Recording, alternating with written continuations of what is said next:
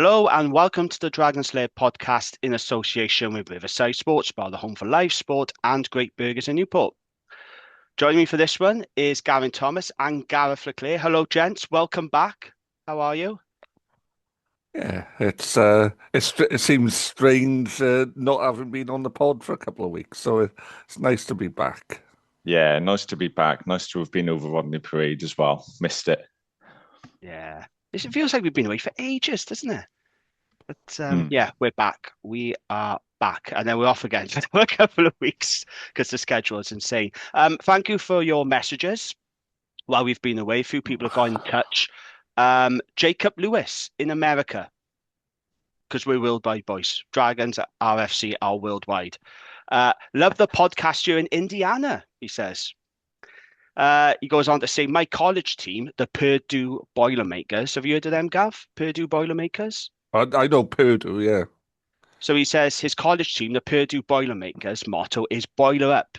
And he says that fits nicely with Up the Dragons. So, yeah, brilliant. Thanks for listening to us in Indiana. Fair play.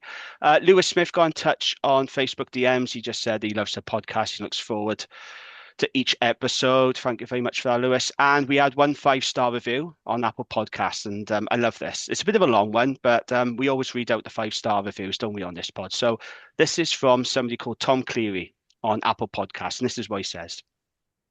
Absolutely love this pod.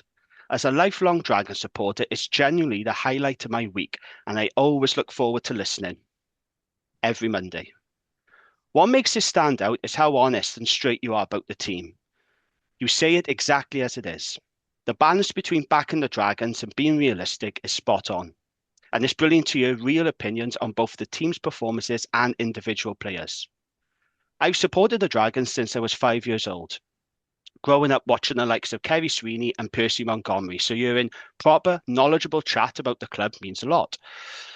What else do you say? It's also great to see the Dragons starting to hit some form again, and the pod really captures that buzz around the club. Me and my mate are hoping to get down to Rodney Parade soon, ideally for the Edinburgh game in May. Keep up the great work. Genuinely the best rugby pod out there. Thank you very much, Tom. That's very, Love very it. kind. That's a great review, isn't it, Yeah, boys? That's yeah, that's amazing very, to hear. yeah, that's very, very kind. The best rugby pod out there. I mean, that's a bit of a stretch, Oh, Yeah, I think it's but accurate. I do think it's a good pod. But yeah, thank you very much. I love getting positive feedback, and we've had quite a few people getting in touch saying Mr. Pod, when's it back? So here we are. Yeah, thank you for getting in touch. Right, news desk. Fair bit of news. Very busy. Should we start with the big news that broke on Sunday? Ryan Woodman has been called up to the Wales squad. Nice one, Ryan. The former Wales under-20s captain has 43 Dragons appearances and he's featured in 13 of Dragons' 16 games this season. Woodman can, of course, play at back row and lock, so he's a nice versatile option there for Wales should they need to use him. Yeah, we're all pleased for Ryan, aren't we? He probably should have been there in the first place, shouldn't he? Yeah, spot on. I think he's been really good this season. Was strong last season as well. And like you said, he covers six and lock. I think it's only going to benefit him even if he doesn't get any game time, just being in that squad, seeing what it's going to take to step up to that next level. Because he's certainly got international written all over him in the future. So yeah, good stuff. Just come back in one piece, please, Ryan. But really pleased for him. Yeah, me too. And he was outstanding again, wasn't he, Yeah, on as Saturday? always. Yeah, he's been really, really good for us. A word, Gav, for Ryan Woodman, who's been called up to the Wales squad? well, it was really interesting. I was talking to a friend of the pod, Rhiannon Garth Jones, today, and she said, "Oh, what's he like?" And I said, "Well, he's a kind of six," because I know she likes a kind of physical six. I said, he's a kind of six you like. He's not fancy. He'll get around the field. He'll knock people over, and he's good in the line-out. And I think that's the kind of player Wales have been craving. Yeah, absolutely. I don't know if you'll get any actual game time, but I think him just being in the environment, now he's an official part of the Wales squad. Yeah, It's recognition, isn't it, for his hard work this season. He's been yeah. really, really good. So, yeah, super pleased. I would hope they do give him some game time, though. Maybe against Italy, perhaps that's an option. I don't know. I'd love to see him get some game time, but like I said, I'm just pleased that he gets a call up because it is recognition, isn't it, for your good form. So, yeah, well done to Ryan. Good stuff. Injury news now. This feels like old news, but We haven't been on recording for a while, have we? South African tight heads Rob Hunt and Cyril Domini are out for the rest of the season. Both players have gone under the knife. Domini's loan spell has now ended, so we're not going to see him again. I've been told he's gone back to South Africa as well, so that's probably Oh, that's a shame. the last we'll see of him. Yeah, that's what, well, Luke Yendel's dad wrote on one of the Facebook groups that he's gone back to South Africa. So, yeah, disappointing news. For me, though, Rob Hunt, that's a killer blow. I would argue that Hunt has been our best signing, works hard in the loose, solid scrummager. So whilst it's disappointing to lose both tight heads, because they've both been good, Sibo did a good job when he came on loan to us. Losing Rob Hunt is a massive blow. And I think we started to see on Saturday, didn't we? Exactly just how big of a blow losing Rob Hunt is. You can't sugarcoat this news, Gav. It's a huge blow for the Dragons, isn't it, losing what I think has been our best signing. One of the reasons why we've been better this season is because we've had a set piece. And you can't, say it's purely because of Rob Hunt, but he's had a significant part in it, and we have been not as good in the scrummage when he's not there. Our best scrummaging this season has been Wyn Jones, him, and whoever's hooking at that particular point. So it is going to be a massive loss for us. And we, like you said, we saw it yesterday, didn't we? Because we were getting shifted off the ball repeatedly. And it was not a good watch. And he's out for the rest of the season, Rob Hunt, isn't he? Yes, yeah. And then Dlamini is gone back to South Africa now, so we're gonna, we're gonna have to live on scraps a little bit, aren't we? We could really do with. Sorry, Gav, I was just going to say we could really do with Dylan Lewis coming back, but he's too busy podcasting with Alex Cuthbert at the minute. So maybe he will make an appearance soon. We need him to. We're looking a bit lighter. Missing some top props, and we're about to play 3 South African teams. I know. It's not what you want to miss them against, is it? But what could possibly go wrong? It does. I agree with what you said, though, Gav. It has been a platform for us to play off the season, and Rob Hunt, and even not just his scrummaging, he's been brilliant work rate as well. He's potentially been up there for player of the season. So I think that's what's characterised us, particularly from the point we started getting better. It's just the work rate has been just absolutely phenomenal. And if it take someone like Levi Douglas, the amount of work he gets through, and it's just everybody does it. It's just a thing. We all hit hundreds of rucks and we all run hard and we all. Yeah, absolutely. Forwards win matches, and that's why we've been doing all right this season, because we got a good set piece, good forwards. Well, the set piece didn't go well against Benetton, but we'll come on to that in a bit. But the set piece has generally gone it absolutely pretty did well. Not. No, it didn't. So disappointing news. I think that's going to have a massive impact on our season now. I think it's that big a blow. But we got Super Chrissy Coleman and Owain James. We'll talk about this later on, but I thought he did a decent job. He's only 20. Yeah. He's very promising. Yendel needs to step up now, I think, it's fair to say. And we obviously need Dylan Lewis to come back. But big blow, losing Hunt. Friend of the pod, Rob Hunt, of course. Right, can I just do a quick plug?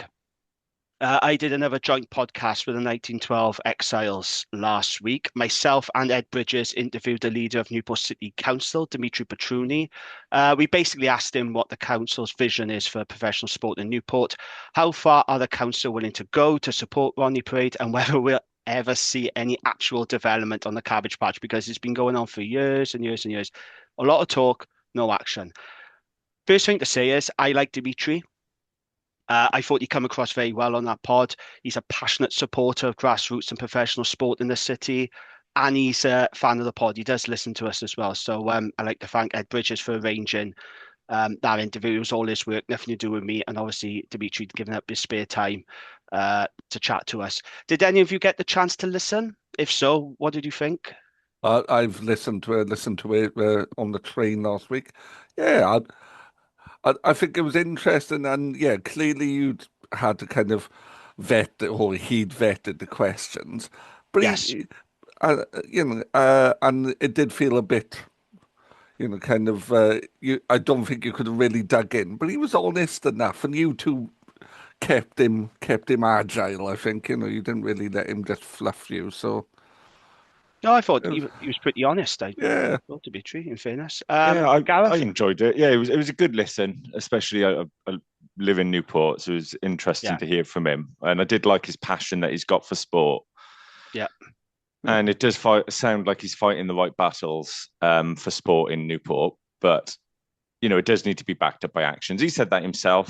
There was a little bit more on it at the Q&A as well. So it does sound like we've got a good relationship with the council and things are moving forward. So it's a little bit of watch this space. I can imagine he was a bit frustrated that he can't give specifics on some stuff, but let's just hope it does come to fruition because it sounds like we are working together. So that's the main thing. Yeah. The feedback has been mixed. We haven't had that much feedback from our listeners, but more so the 1912 Exiles listeners. Some people said they found the interview interesting, and Dimitri came across really well, said the interview was positive.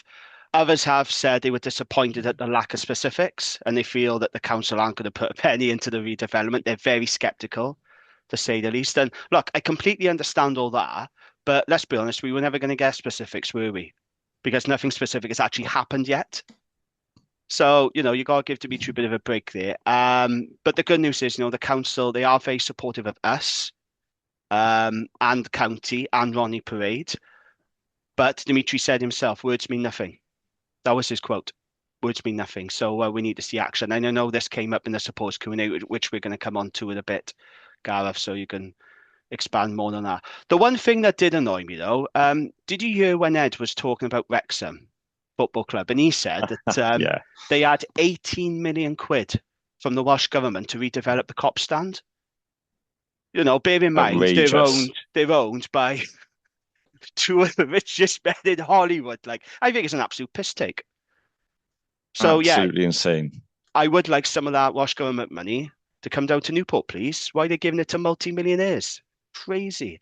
I'd like to see it, and I haven't looked into it, so it might be available anyway, but I'd like to see how they got that money. What do they have to submit to get that sort of grant? Yeah. And, what can we do? Is that something, we're exploring? Well, it sounds like we are exploring it anyway, but be interesting to see what the criteria was and how they met it. Because, yeah, you think, well, you've got super duper rich owners who could be just doing that for you, not using the taxpayers' money. Exactly. Our owners are nowhere near as rich as what's it, Rob Mack and Ryan Yeah. Reynolds. I thought that was a bit of a piss take, I did personally, but yeah, very interesting. Right, moving on then. Oh, I should say that pod is out now if you want to listen to it. It's on YouTube. It's on all the platforms wherever you get your podcasts. So yeah, it's quite interesting, especially if you live in Newport. Right, transfer rumours time. These Tina Stabia rumours, they're not going away, are they? They keep rumbling on. So They this seem was to be in. intensifying. Yes. So this was from Neil Fissler's Rugby Pass column. He wrote, "The Dragons are digging in their heels and are refusing to let fly half Tina Stabia leave early to take up a contract offer from the Bulls. Johan Ackerman has earmarked Stabia as a potential replacement for former Springbok Johan Goosen, who retired before Christmas. But he says the Dragons want Stabia to stay in South Wales." Well, yeah, rightly so. He's under contract. Now, Gareth, you have an exclusive for us, don't you? You can give us an update on this. Yeah, so I was at the Q&A and this was posed to Rhys Blumberg, who spoke very well. And he said, look, it's the nature of sport that our frontline players are always approached by other clubs. He did have a nice little dig at the media, saying they like to sort of kick up a fuss and try and make a story out of nothing.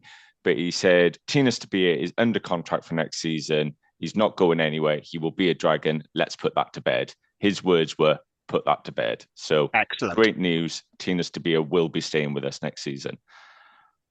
There we Also go then. good news, really, that other clubs are interested in our players because it means we're doing something right. There's probably a lot more behind the scenes that we don't see. So, yeah, very good news. And then in other rumours, the Dragons are closing in on the signing of Tongan wing, and I'm going to completely butcher this name. I don't know if you guys know how to pronounce it. Anzelo Tuivuki? I don't know how you pronounce it. I do apologise. How do you say it? Do any of you know how to pronounce it? Tuivuki? I'd say Tutavuki, yeah. Tutti Frutti. Right, okay. They've signed him from Columnist. Wales Online have been reporting. He's been playing his trade in the French Pro D2 over the past couple of seasons. He scored 13 tries for Colombia. The 27-year-old has previously played for Moana Pacifica in Super Rugby Pacific, and he's played for Hawke's Bay in New Zealand's NPC. He's also won 9 caps for Tonga, and Wales Online understands he's on the verge of signing for the Dragons. What else does the article say? This is quite interesting. While the off-field uncertainty has not helped any of Wales's 4 professional clubs with recruitment, the Dragons are not prepared to stand still. And Philo Tiati has been working hard behind the scenes to strengthen the squad. It is understood the Dragons are in the market for an international class back rower and outside half, among other positions. I know nothing about this guy, I'll be honest. I don't really keep in touch now with Super Rugby. Well, ever since the South African clubs left it, I don't think it's as good as it used to be. And I'm not an expert on Pro D2. Your mate Sam Larnagavin will probably know a bit about him because he watches a lot of Pro D2. He does, yes. I haven't managed to pick his brains on this one. I will try and for the next pod. I will try and get the insight on him. Yeah, Colomier he plays for, isn't it? Colombia, Yeah. Yeah, Colombia, yeah. That visit, the video, kind of the highlights reel that you shared, that he looked the kind of player we could do with. Yeah, I think if anyone like me wasn't aware of this player and you straight go on Google, you might find one clip of him scoring a try. And I was trawling through the internet trying to find something and then just found him on Instagram and he's got a great highlights reel on there. And we all know you take a highlights reel with a pinch of salt, you know, it's Yes. not a handful of salt. Yeah, it's not the be all and end all, but he's, as you would expect, signing an outside Tongan back. He's got physicality to him. He does look like he's good in the air and can finish offload. We do need a bit more power on the wing, which showed on the weekend really. So looks like it could be a good signing. And he'll be known to Philo and Dale, won't he? You know, because yes, Dale was at Hawke's Bay and at Moana as well. And doing a little bit more snooping, looking on his old Instagram posts, because I haven't got a life. Finney and Nisi sort of commenting on some of his old posts and things like that. So it seems like they're sort of buds. So that's always good if someone's recommended. Well, hopefully. Yeah, and it helps him to settle in Wales as well, isn't it? If you got more people, yeah. more your mates over, it'll help him to settle in. Yeah, so keep an eye on that one. Yes, please be careful of highlights reel, boys, because we all thought Solomon Fodaki looked class in the highlights video, and Harry Wilson looked amazing, didn't he? Who Solomon? Pontypool legend Solomon Fodaki. Oh yeah. Hey. Oh dear me. Yes, pinch of salt needed, but looks a decent player. So we'll see what happens there. In other news, Shea Hope has signed a new deal. That was announced at the Q&A, wasn't it, Garth? I believe. Shea Goat. Wow, Shea what a Goat. player. Yeah. Pity you went on Saturday. Oh, that was gutting. He's so good and he's so important. My cousin who was with me on the terrace was like, why didn't he just tell one of the other players to try and tackle that big fella?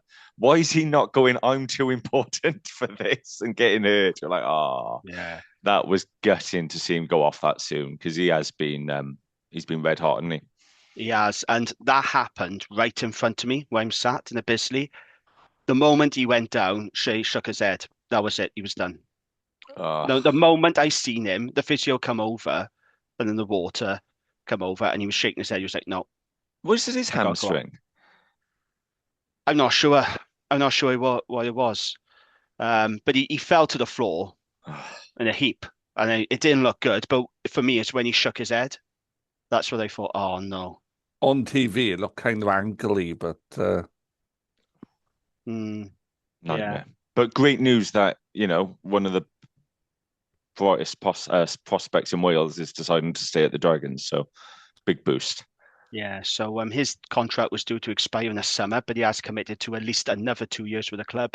Hope told the Dragons website, I love playing with the boys here. We're a tight group. We're really progressing as a team, and I've enjoyed the opportunities I've been getting over the past few months. So yeah, brilliant news. Shea Goat signs a new contract, and let's hope that injury isn't too serious. It was another busy week in the crazy world of Welsh rugby, wasn't it? So an EGM has been called now. By the Central Glamorgan Rugby Union. A date has not yet been set, but the WRU has up to 49 days to hold the EGM.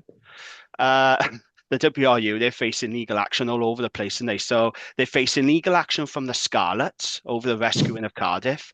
Yeah, it's an open secret that Scarlets were very unhappy when the WRU stepped in to save Cardiff. So no surprise there. And then there's separate legal action from Swansea Council over the sale of Cardiff to Y11. God, lawyers are busy, minding they? Fair play. They'll be making a dime. On Thursday, Richard Collier-Keyword, Alison Fawn, and Geraint John appeared before the Senedd Sport and Culture Committee. Gareth, you send the group chat. The Collier-Keyword did well, and most of what was said was good. So that's going to make you popular. Straight under the bus. I threw you right under there, boy. That's what you told us. That's what you said.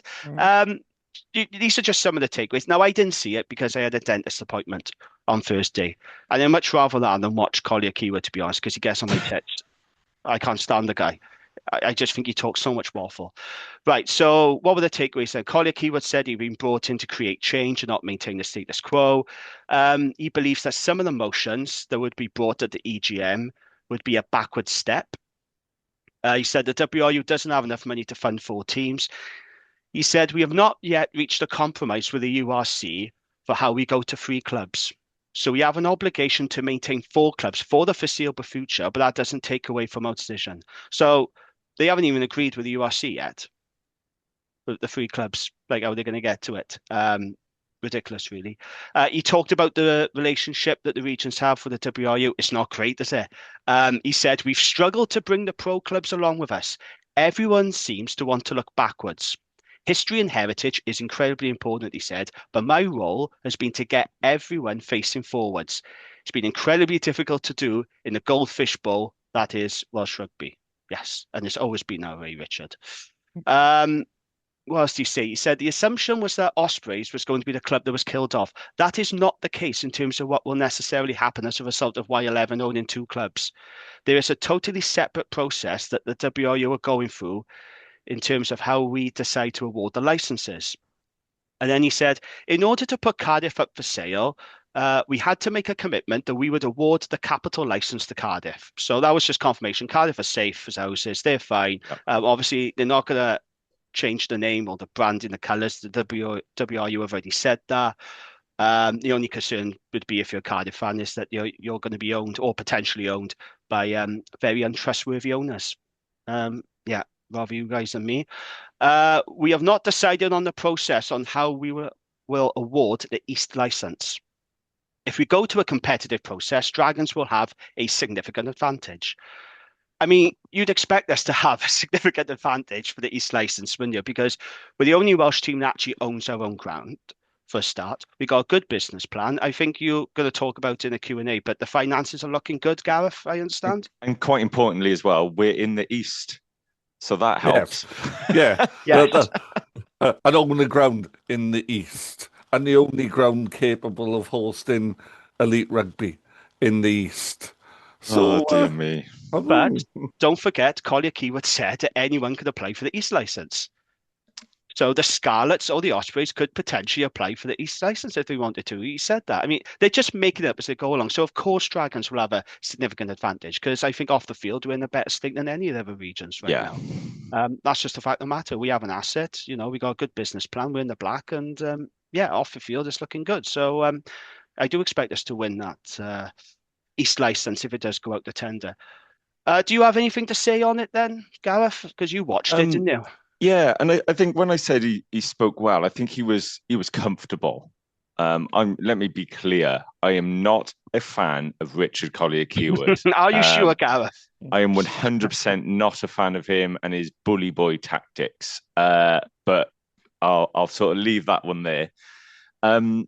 But I think, he's an experienced man. The line of questioning didn't faze him. He went in prepared and he sort of stuck to his guns. There was one interesting quote that sort of sums up Welsh rugby to me that came out in the Senedd, that it's much easier to manage decline than it is to implement change. And for me, that's been Welsh rugby governance for like a decade. Yeah. The WRU could play it safe, keep 4 teams, keep funding stretched thin, and avoid making any sort of major changes.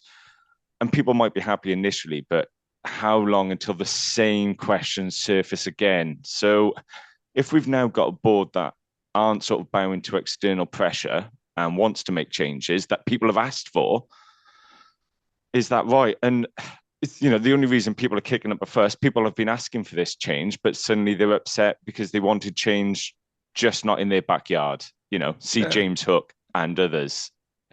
So whilst I don't agree with everything how the WRU are acting, I do think, if you're looking without emotion, are they trying to do what's best for Welsh rugby? And is that what we need? And, there's a reoccurring narrative of there's no transparency, but I'm not sure what specifically people think is being hidden.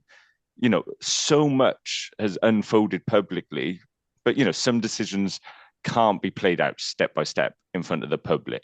That's just responsible sort of governance. And I think, let's be clear, I think if there's any annoyance anywhere, the Ospreys, who are obviously the ones up in arms the most, understandably, it should be with Y11. They didn't sign PRA 25.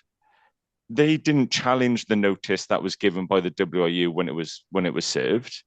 They've previously attempted to buy Cardiff and merge with other clubs, and now it does look like they're walking away. I just think the WRU, there's only so much they can say. They're keeping things quite open at the moment because the sale of Cardiff is still going through. But I think the beef should be with Y11, and I'm not sure if we want change, how else are the WRU meant to go about it? The only thing that does sort of concern me with the WRU is sort of their push for more control.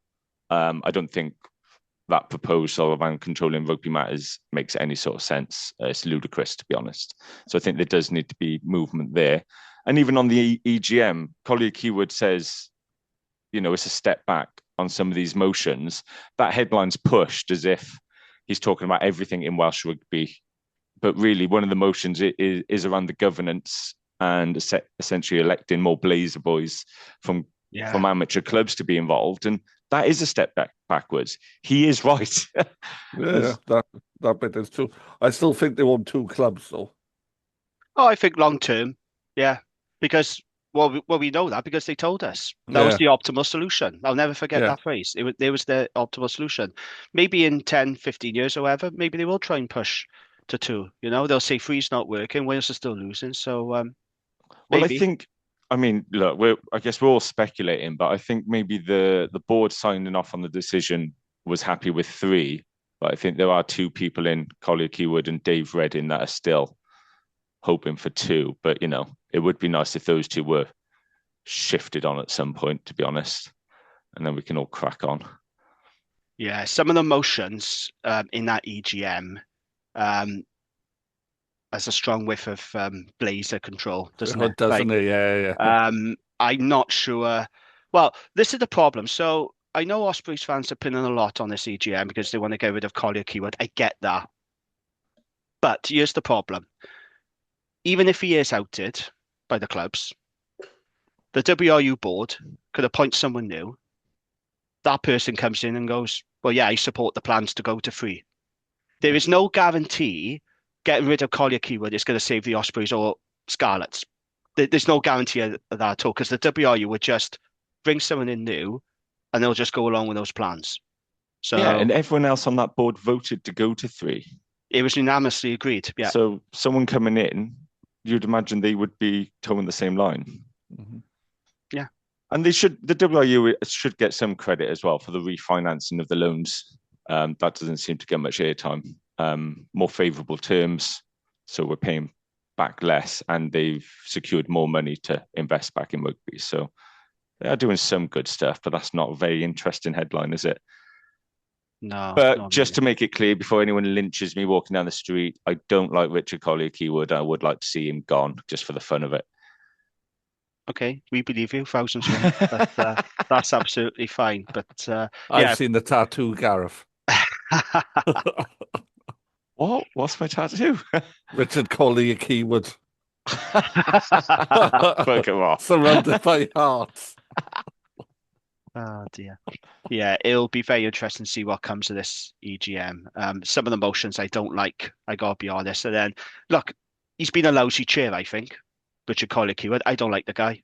Like I said, talks waffle. but I'm not entirely convinced this is going to make much difference. No, So if you're an Ospreys fan, I wouldn't be putting all your hopes on this. I wouldn't put any of your hopes on it personally. No, no. But yeah, that's that then.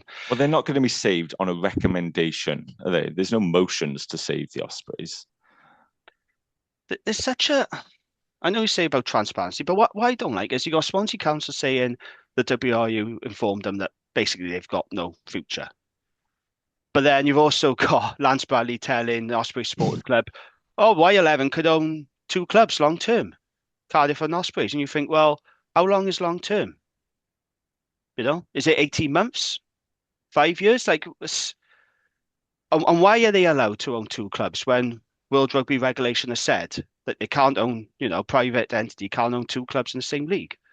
So it just doesn't make any sense to me. There's so many statements and it just doesn't make sense at all, does it? But yeah, I don't know what's going to come of it. I mean, Collier Keywood was sort of implying that, Scarlets could be in trouble as well, because the narrative is that Ospreys are going to go. But I don't know. I wouldn't be too comfortable if I was a Scarlets fan right now, personally. But No, I don't think any of us will be completely comfortable while Tim and Redding are there, because there is always that lingering doubt of two teams. Yeah. Well, unless you're a Cardiff fan. Yeah. Yeah. No matter what they say, they are safe. They're safe as houses. They're Yeah. fine. Let's not beat around the bush. Right. Okay. Let's move on then. So, Dragons Q&A. On Thursday, there was a supporters Q&A at Ronnie Parade with the coaches, Philo Tiatia and Dave McLeod, and the CEO, Rhys Blumberg. Now, I wasn't able to make it, unfortunately. Gavin obviously couldn't because of work and his location. You was there, Mr. Leclerc. Oh, that rhymed there. Yes, indeed. You was there, Mr. Leclerc. So for those of us who couldn't attend, can you please tell us all about it? What were the big takeaways from the Q&A? Yeah, it was a really good evening. Thank Blumberg, Philo, and Dale giving it their time. I'll start off with Rhys. I thought he spoke really well. Updated us on where we are with the WRU. We're still on PRA 25. That's locked in for 5 years. We're still negotiating with the WRU. Interestingly, he said, and his words, we're poking the bear. We're asking, what does the next 10 to 15 years look like in terms of funding? So that's really good. Someone did question about, is there a notice they can give us? He said, yep, they can give 3-year notice. That has not been given. And that's where he said, look, the WRU want us to be stable. Wales Online may have twisted that a bit and saying about the WRU need the Dragons, but it's that they need us to be in a stable position so, we can crack on as we are. Basically, the theme from Rhys was that we're really comfortable on the funding model we're on. We know our funding for the next 2 years. If we're given an agreement or a proposal put in front of us that looks better with more money and terms that we're happy with, then we're open to moving onto a new agreement. But at the moment, we're pretty happy in a unique position that we're locked in for the next 5 years anyway. So we're not in panic stations whatsoever, and we're pretty solid and stable. On being stable, we made a profit last year, a small profit, which is unheard of in pro rugby to finish in the black. So that is in pro sport. In pro sport, absolutely. Yeah. That's big. That's really big. Brilliant. And if you think when Buttress first took actual ownership of the Dragons, we all suddenly wanted the team to be turned around, but they said we need to sort out the off-field first. Well, they've done that, and hats off to them, because getting a profit out of, well, like you said, pro sport is, hats off to them. It's absolutely brilliant. Sounds like we could finish in the black again this season. The only thing that may take us slightly into the red was a few extra legal fees where we took advice prior to the meetings when it was first proposed to go to 2 teams, just to make sure we went in really strong and really prepared, which we did, and put our best foot forward. Hence, we're now at 3. So that's really good. Did press Rhys as well on what is happening with the proposal from the WRU, because we all know WRU proposed to sort of make all rugby appointments. He said he's got a meeting with the WRU in 2 weeks. It was actually meant to be last week, but they've got a lot on. And he said, I'm not trying to dodge, but in all honesty, I don't know what they'll propose this time. He said they could come at us with something very similar to PRA 25, which we'd love. They might come to us with something that wants full control of rugby, which we won't agree to. He said, I just don't know at the moment. He said, I'm honestly trying to be transparent, but I honestly don't know until I walk in that room what they'll come back with. So it's a bit of a wait and see there, but we're comfortable to walk in that room if we don't like the proposal to say no, which is really good.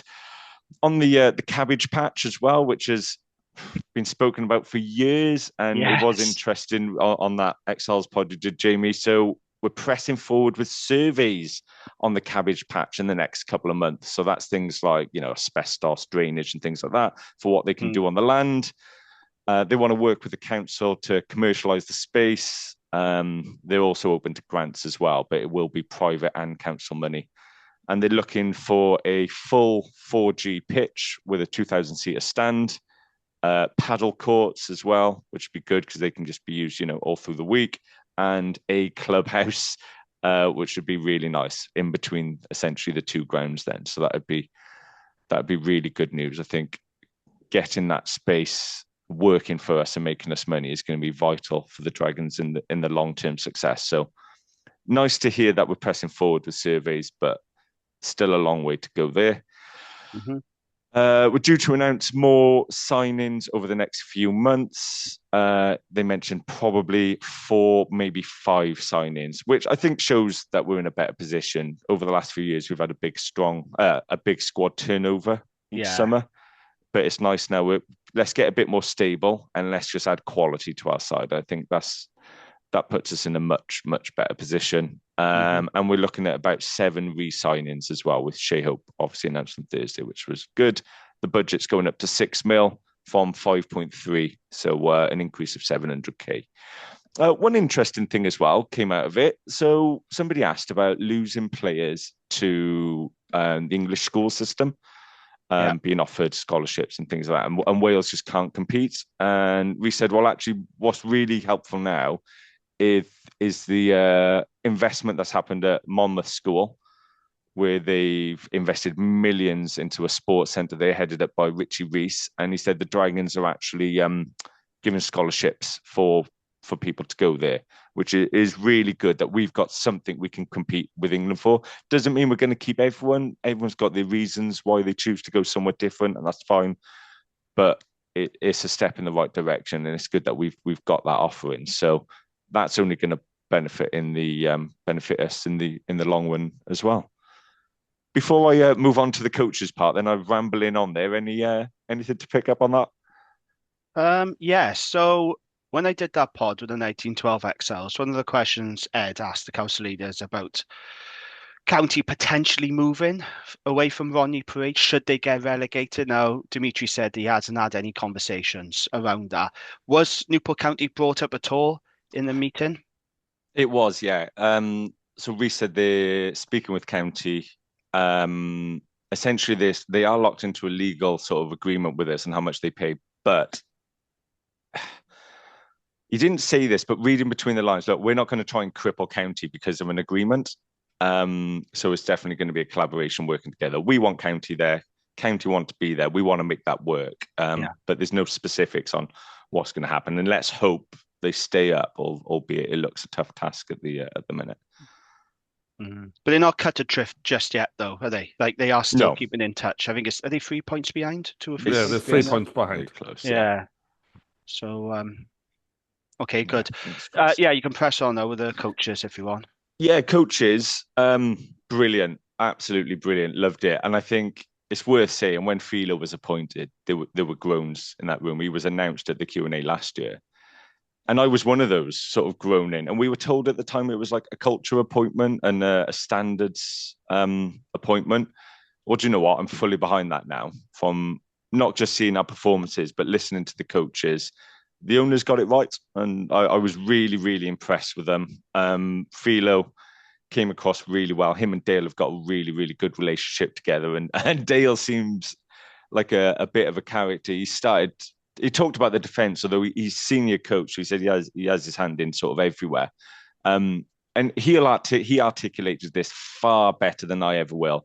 But he started talking about like how we've improved the defence. And he said on a Monday, people get their tackle stats and there's above or below the line of what is acceptable. in the level of performance, so tackle numbers, missed tackles. And he said everyone's been getting that. And he said that's evolved now. So players want to know, are they making dominant hits? Are they chasing their feet? So he said we're constantly layering it bit by bit, giving players more and more to chase after in the game. And it's just driving their performance, which is really good. And he said then you have got players like Beds coming in and making 30 tackles in the game. Which is great, and he sort of loved that. And Tinas, he said on a Monday doing a review, and Tinas has made more tackles than some of the forwards, so he's digging out the forwards and giving them a bit, all in a sort of good jest. But that was great. And Dale said at the end, he was like, "Look, rugby's about whacking people." I love that. Whacking people. That's the technical term. Yeah, whacking people. And he was like, and when we're whacking people at Rodney Parade, we're in the game. So that was good. He's right. He was spot on, and he sort of addressed without being prompted around that how many mistakes we used to make as a team. And he said players are going out, putting in so much effort, but he said they weren't being clear. And he said now players are concentrating on their role. They know what is an acceptable level of performance. They need what they need to go on do on that pitch. How many tackles they need to make? How many rucks they need to hit? They're concentrating on that, and the scoreboard and everything just looks after itself then. So it's really good. He said there's confidence growing in the team, but he said, there's still a long way for us to go. But everything he said was really positive, and just the culture around the culture that they're creating there is really good. I had the chance to chat with Dale after this Q&A, sort of one-to-one, and he was sort of saying like players previously might have turned up to the Dragons and essentially you could coast, which I've heard from previous. I could believe that. Yeah, heard from previous Dragons coaches that is certainly true.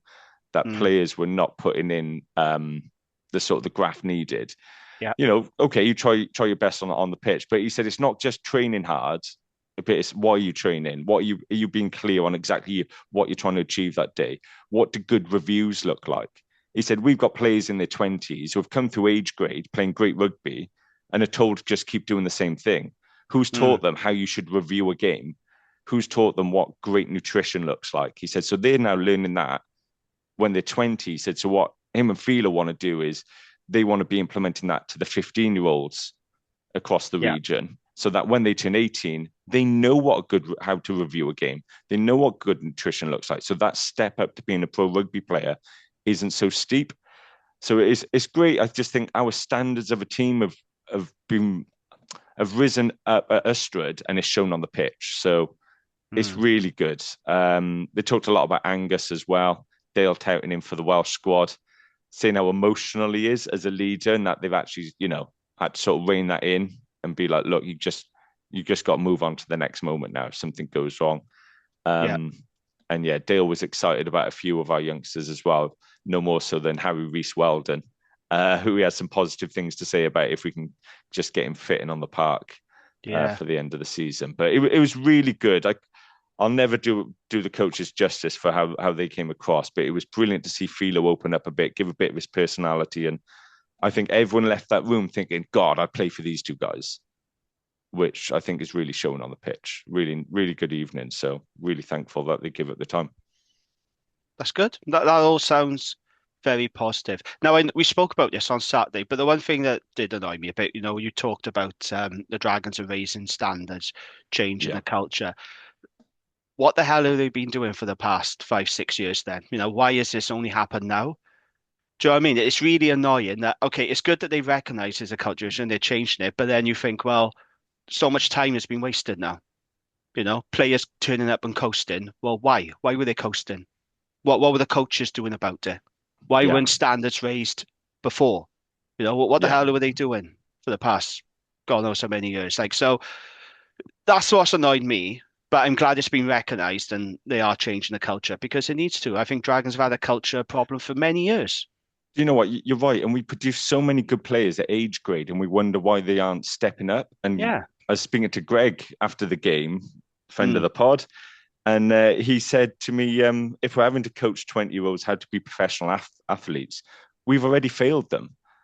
And he's right. There's probably players who have come through our system that we have sort of failed because we haven't had the education around how to be a pro athlete. Like, you only know what you know. Like, I'm sure they've always worked hard, but if you don't know what I used to say tonight, what does good look like within that squad? Yeah. And Dale said, we've got a lot of senior boys injured. He said, but when they come back, he said, they're not here for, they're not here for a ride. They need to be adding value to the group, or they'll know about it. Dale, he had a great bit of banter about him, but I wouldn't want to be on the wrong side of him either. So, yeah, I think that's good. Yeah, I think that's really good. Exactly what you wanted to hear. And yeah, there is a frustration of what have we been fucking doing before, but yeah, we've got to draw a line under that now and positive move forward. Oh yeah, absolutely. Like I said, I just find it frustrating. That's all. And I do believe Dale when he said players were coasting. You saw it on the field, and that's just really annoying. And nobody, sought to change that up until now.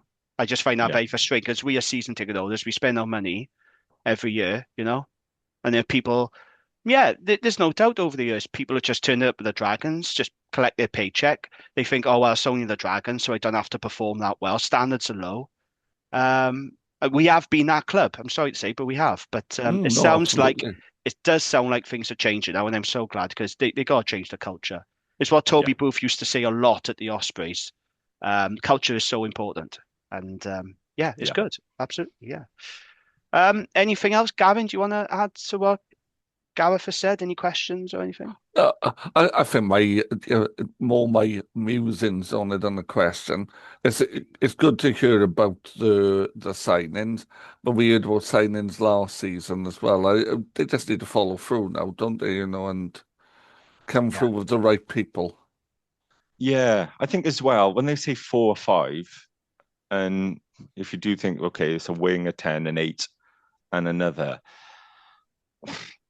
I'm not sure do we need a couple more than that? I do think we were slightly. I know we drew the game on Saturday night, but I felt like we were slightly exposed at times.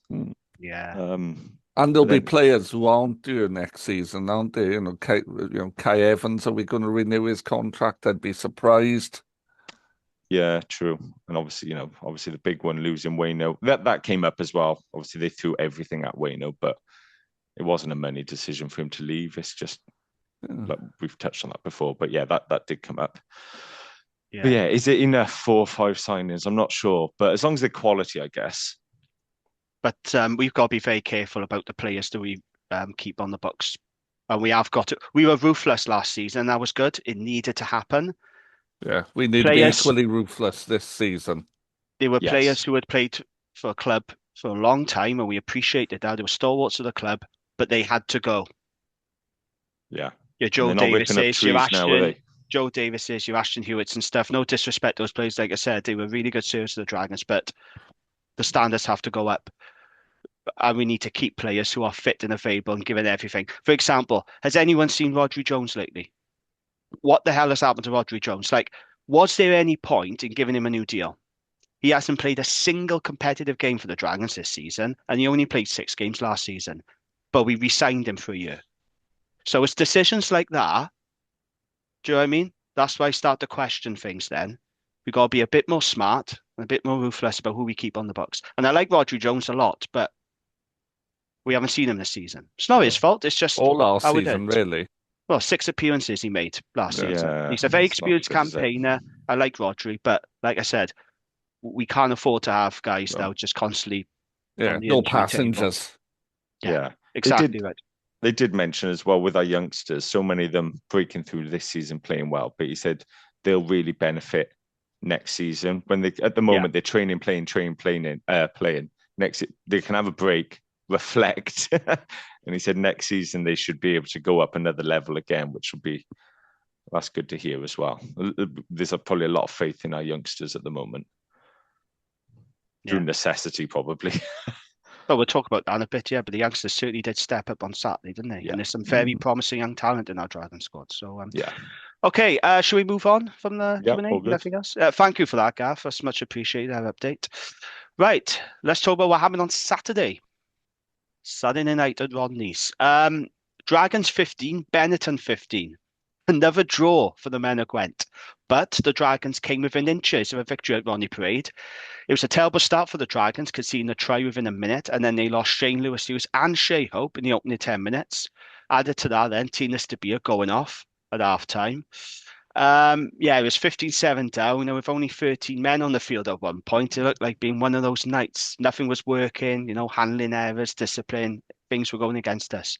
But fair play, the Dragons dug deep, and Anisi scored in the 80th minute. But unfortunately, Angus did miss what was a very difficult conversion, in Yeah. fairness. Yeah, it's not So I'm not going to Angus. put any blame on that. There is one No. kick I am going to put blame on for, though, and I'll talk about that in a bit. Yeah, so Angus missed a difficult conversion to snatch an unlikely win in front of a crowd of 7,106. Great crowd that, isn't it? For a Yeah, Dragons game of brilliant. Omnis. Fair play. Well done to everyone who turned up. And it just goes to show that people are buying into this team. I think they are resonating with this team and they're buying into it, so that's great. Yeah, so that's Dragons' third draw in the URC this season.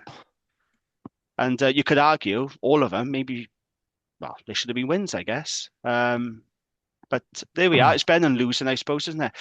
Who wants to start with this one? Tell you what, Gavin, you start us off. What was your assessment of that game on Saturday? Are you happy with the draw? Do you feel that's one that No, got away?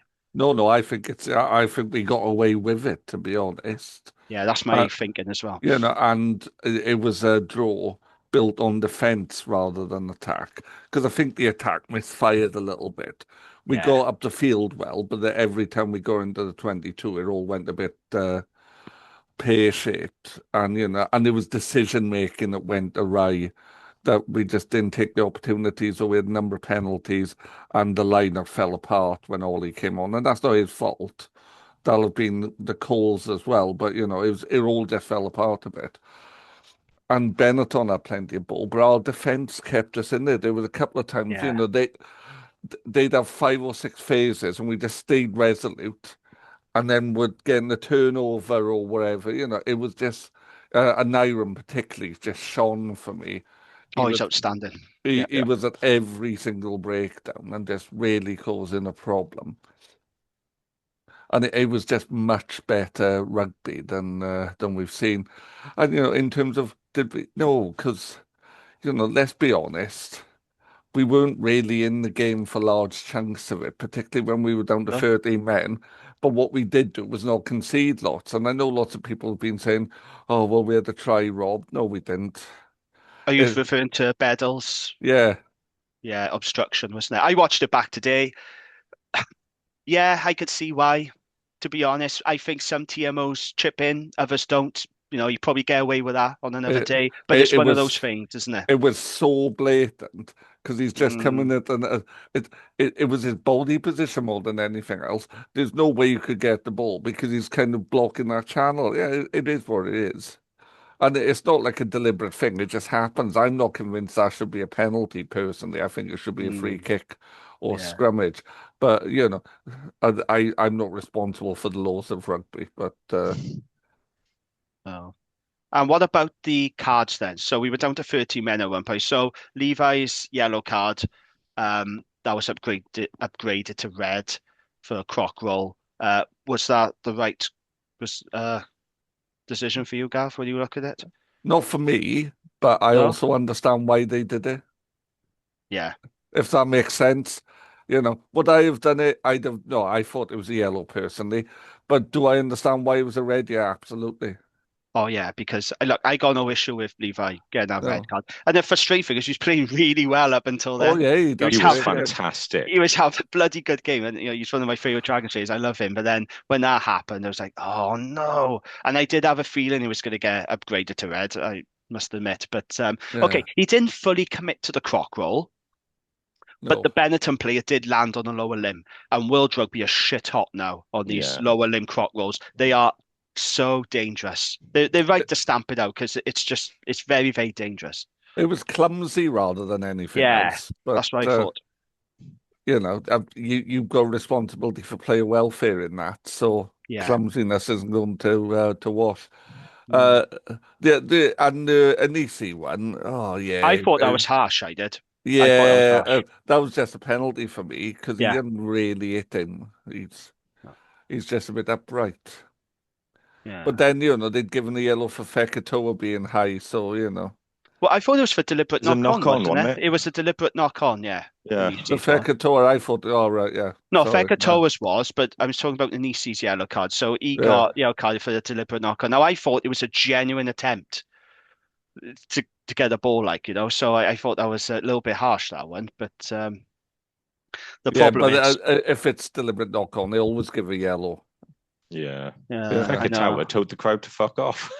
It's how we said, because I watched it back today. He waved his hand, didn't he, to the Yeah. crowd, and that was Well, it might not have Bucci been from the fucked, terrace. but what Yeah, I else are don't you think going he to said say that. to a bunch of people having a go at you? I don't I love blame him, that. but it's quite funny. No, it's great. I love that, playing a pantomime film, and the crowd rise to that then, Well, it doesn't was I think him it's who was great. due, wasn't it? Him who was. Oh no, was he going to get a card at another point? And we thought he's going to have to come up here. And that was when that try got overturned because they had a yellow No. leg. It wasn't It him. wasn't him, was No, it? it No. was it was a Oh no, second it would row have been a replacement. forward, wouldn't it? Yeah, It was a second row replacement, number 19. Because Yeah, I it was got hoping to give him overturned. some more stick, but he never really come near us. No, but yeah, there's a few people after the game saying, "Well, the ref was shit," but I watched it back, and okay, there Well, were moments where being at the game, yes, Benetton were living offside a couple of times, but other than that, he I thought he was okay. The he ref, I didn't have an issue. he wasn't really policing offside particularly well. No, he That was was not. for either side. Uh, so yeah, but we've had considerably worse referees this season, I would suggest. Oh yeah, he wasn't great, Johan Cross, but he wasn't the worst ref we've had on the parade. Um, okay, Gareth, your thoughts on that? Oh, I'm gutted and relieved. It is a weird one, isn't it? Do you know what though? Like the amount of senior boys we're missing Yeah, from that team, and then we lose Shane Lewis-Hughes, then we lose Shea Hope, we lose Tinas at half time, yeah, and the heart in that Dragons team, unbelievable. Gav, you mentioned the defense, like absolutely love watching us defend at the minute. We are, as Dale would say, whacking people. And there was a period, probably the first 5-10 minutes, I guess, oh, are we slightly off it here, aggression wise? I thought we were getting slightly dominated in the physical contest by Benetton. I was a bit worried, but then we sort of rallied. Levi really stepped up and was demanding the ball and being aggressive. I thought we really took it to him. Poor Minto comes on after 4 minutes. And I yeah. thought first half, let's say things didn't quite go his way. There was a few errors, but do you know what? Second half, I thought he come out and was absolutely fantastic.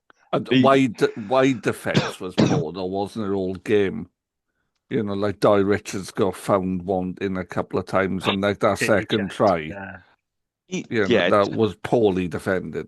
Yeah, and Di Richards, he's brilliant going forward. I really like him going forward, but he's not physical enough defending and not particularly strong in the high ball, which shows we do need to strengthen on the wing.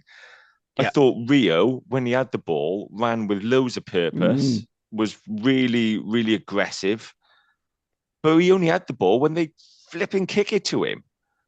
Again, our attack, we do not play enough rugby. And I know people have said Rodri had one of his better games. What I was really frustrated with is it was much like last season where we just constantly played to the open side. And there was a few times we played open and our forwards had reloaded on the blind and there was a big channel to attack and we had numbers. And Shea Hope's been picking that option and he's been identifying the space, but Rodri was just a bit head down and playing open all the time, which frustrated me. Although I thought his kicking game was quite good.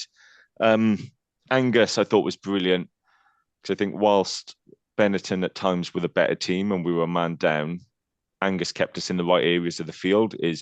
His boot is just enormous.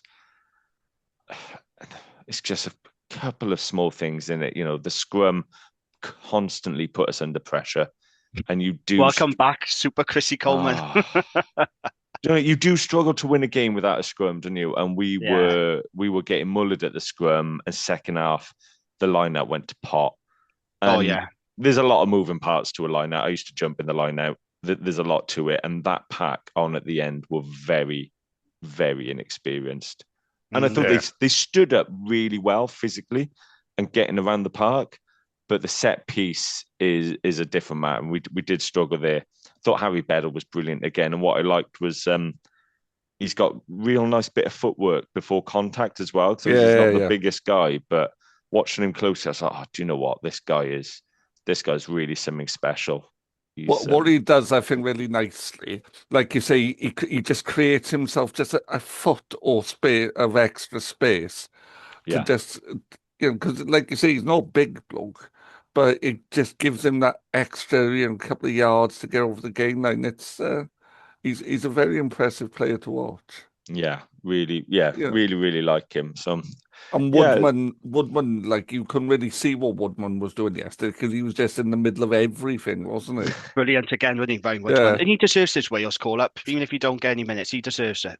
Been brilliant. he's a Yeah, leader now for us, isn't he? He's just yeah, turned 22. And yeah. he's a leader. And you think if we had missed all those senior players, is it just turned 22? Is that right? Or 23? He's 22, Woodman. 22, yeah, yeah, just turned 22. You think if we were missing that many senior players last season, we'd have got absolutely mullered. yeah. But our youngsters are driving this team. Like Gav, you mentioned an Owen, absolutely fantastic. And Nisi, like, he's just ride a tackle. He can offload it. He just does what he wants to me. He's just class. I love watching him. He just looks so chilled around the field.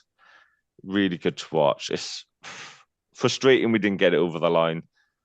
The atmosphere in the last 10 minutes was phenomenal, though. Even on TV, it was, feral, Yeah, it febrile. was. Yeah. At one point, we had a line out in their 22, and the terrace was going ballistic. And and the line out had been going to shit. And I just thought, we might need to shut the fuck up here and let them concentrate. Oh, the atmosphere was terrific again. Rodney Parade is just a brilliant place to be at the minute watching the Dragons. And I haven't felt this way for a long time. But there's a real positive buzz around the place so now. And good it's to be so back. good. Yeah. It really is. Yeah. It's so Even the like Bisley is getting lively now. The Oh, Bisley really? stand is actually getting lively. But we're Too responding many to Kit what's happening Kats. on the field. Too many Kit Kats. They keep a special box, don't they, for you, Jamie, of Kit They Kats? do. So. Yeah. I'm going to But complain to the Dragons, so I want Kit Kat Chunkies on offer now because they've only. I do like the four finger Kit Kats. Don't get me wrong, but I do prefer Kit Kat Chunky. Did they not put one on a little velvet cushion on your seats on the Bisley? Or They should. They really should do. That's my idea of hospitality. Oh you're dear. right, though. Rodney Parade, Yeah. what a place to be. There is honestly nowhere else I'd rather be, No. So as long as my wife's not listening. fair enough. Fair enough. It's weird. Well, I shouldn't say weird. It's fascinating listening to other people after the game. So we went back to the pub and chatted to fans afterwards, didn't we? Everyone was like, "Oh, we should have won that. That's disappointing. We really should have won that." And they were quite disappointed. Whereas I left our ground feeling positive because I think we should have lost it. yeah, I agree. I actually think we got away with one. When you think about everything that happened to us, right? The injuries, the cards, the discipline, no set piece, line out goes to shit, scrum was creaking. Let's not forget, Jacob Umanga missed 6 points off the tee. He had a shocker off the tee. Now, if he scores those and out of conversions, hand. yeah, he did, but his goal kicking was really poor. Now, if he scores those points, Dragons ain't coming back from that. No, So to Yeah, come away from Rodney Parade and I'm thinking, I can't believe we didn't lose that. I felt relieved. I felt really proud of the fight that we showed and the grit. And what we're seeing a lot is what Philo has spoken about quite a bit this season. He's spoken about staying in the fight. Yeah. That's something he has consistently spoken about all season, learning to stay in the fight, fighting fatigue, the grit. And we're seeing that now. And that's what really pleased me.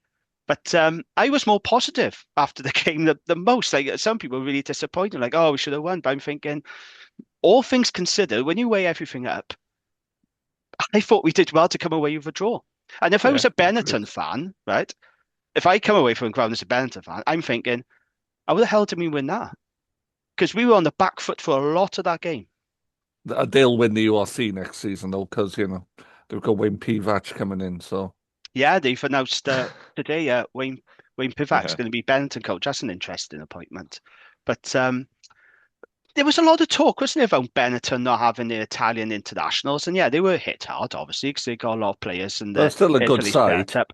Well, that's what I was going to say. So they did have 4 players released back from the Italian camp, and that was still a very good Benetton team. And they've Right? got more than double the budget we do. exactly that. But you looked at the back line that they put out against us, right? Gallagher, Ratatouille, Ratatouille. Odogwu, Rat Ratatouille. Ratatave. Ratatave, Ratatouille. Odogwu, Fekatoa, Smith, Umanga, Ewan. That is a really good backline. Well, That's a said very good backline. Malachi Fekatoa and Paulo Doggo centre partnership, like, that's as good as most in the league. Yeah, they put out a pretty decent side, Benetton. And, you look at us, right? The Dragons. That wasn't a full strength team by any Oh, means. People say, oh, yeah, but, they've only got 2 Wales players, missing from it. So the point, we've gone to a situation now where we got injuries creeping up again. Like we've had a break, and yet we've come back from the break with more players injured. I don't know how this happens to the Dragons, but that's what's happened here. And yes, we got loads of injuries right now, but the good news is that the kids are stepping up. So yeah. you look at that Dragons back row for the majority of the game. That was very young, right? Ryan Woodman, 22. Harry Beddle, 21. Evan Minto, 20. And then you look at the replacement props. Jordan Morris, 22. Owain James, 20. There was a lot of youth in our Dragons team. Mm. Now, in an ideal world, you don't want to be playing inexperienced props. You want your experienced guys, don't you? But fair play, they did all right. The kids did all right. I We've thought got what we've Minto, got, haven't we? So exactly. And, Minto did have a difficult first half when he came up, but the second half for Minto was brilliant. That line break. yeah. Did you see that line break he made? Yeah. I Off a loved kick-off as that. well, wasn't it? Oh, I loved it. I thought that was fantastic. He's a player with a lot of potential, isn't he? Yeah. I really like Minto, but like I said, it wasn't easy for him to come on. What was it, 4 minutes, Gareth, you said? Yeah, 4 minutes in. He came on. Yeah, okay, struggled at first, but really grew into the game. So, yeah, we had a lot of kids in our team, and I'm just pleased with the fighting spirit. We're actually showing a bit of grit, which is what I always wanted from the Dragons. I never wanted a moon on a Yeah. stick. Do you know what I mean? I just wanted a competitive Dragons team that scrapped for everything to show grit and not to let their heads drop when things go against them. I think they're still learning that, though. I do think there is some learning to be done because it has happened a couple of times this season, but it's happening less than previous seasons. When the game goes against us now and momentum is lost, we got to find a way to bring it back. And we've done that. This time last year, we lose that game. When the injuries crop, 100%, when the injuries pile up like that and the set piece goes to shit, Dragons' heads drop. We've seen it so many times. That never happened on Saturday. And that was the No. most pleasing thing for me, is that we had a young team and we showed so much fight and grit. We stayed in it. And I think this is why this team is resonating now with a lot of people. And I do like this team now. I've had a love-hate relationship with the Dragons, previous Dragons teams over the years, but I'm really starting to like this team now. They're still not winning enough games, not as many as I'd like, but they're competitive now. And I don't think they're a free hit anymore, unless we make 9 or 10 changes. And then, we know what happens because we see that in Glasgow and Benetton. But yeah, other notes for me then. Ratave, oh, he's a wrecking ball, isn't he? He is an absolute wrecking ball, old Ratatouille. Poor Dai Richards came out second best again, didn't he? Bless him. Yeah. They just can't cope with him, can they? Dragons. They couldn't cope with him out in Treviso. We played him in the Challenge Cup, and they couldn't cope with him in Newport in the URC. He is a big guy as well, Gav. He's a huge. very big guy. He was on your side the first half, wasn't he, Yes, he Jamie? was. And Yeah. we were like, this guy's flipping tearing us apart. Second half, come and stood near us. I was like, Jesus Christ. He's a monster. Absolutely massive. And he can shift.